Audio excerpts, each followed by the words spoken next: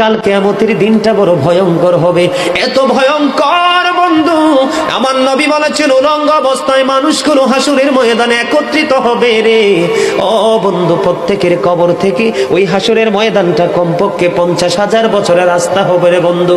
এই জন্য নবী যখন মেরাজের রজনীতে বোরাক দেখেছিল, আমার নবীকে আল্লাহ দাওয়াত দিয়েছে, বোরাক দেখে আমার নবী এত ক্রন্দন করেছিল, মনে হয়েছিল যেন আমার নবীর চক্ষু মুবারক দুইটা ঝর্ণা হয়ে গেছে। এই যুবক, কাল কিয়ামতের দিন ঘাম এত ঘামবে রে, কেউ মাজা পর্যন্ত, কেউ নাভি পর্যন্ত, কেউ বা আবার পুরো শরীর বন্ধু ঘামের নিচে ডুবে থাকবে, আবার মাথার মগজ টকবক টকবক করে উতরাইতে থাকবে রে। আল্লাহ বলেছেন লা ইয়ামুতু, people will not die that day, সেদিন মানুষ আর মরতে পারবে না। আল্লাহ বলেছেন ফিহা ওয়ালা ইয়াহইয়া, people will not be able to live that day, মানুষ সেদিন বাঁচতেও পারবে না।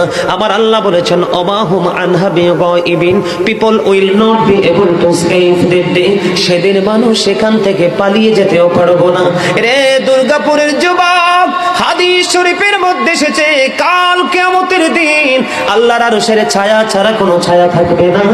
ওই কাল কিয়ামতের দিন এই দুর্গাপুরের যুবকগুলো চাইয়া দেখেন চাতক পাখির মতো বসে আছে। আমার কাছে এত সুন্দর লাগে রে যুবক, আমার হৃদয়টা ঠান্ডা হয়ে গেছে, কলিজা ছুঁয়ে গেছে তোমাদের উপস্থিতি এবং মনোযোগ। আল্লাহ রাব্বুল আলামিন হাদিস শরীফের মধ্যে এসেছে কাল কিয়ামতের দিন আর 7 শ্রেণীর মানুষকে আল্লাহর আরশের ছায়ার নিচে জায়গা দিবে রে। এর মধ্যে বিশাল একটা টিম থাকবে পৃথিবীর যুবকেরা। জোরে জোরে সুবহানাল্লাহ।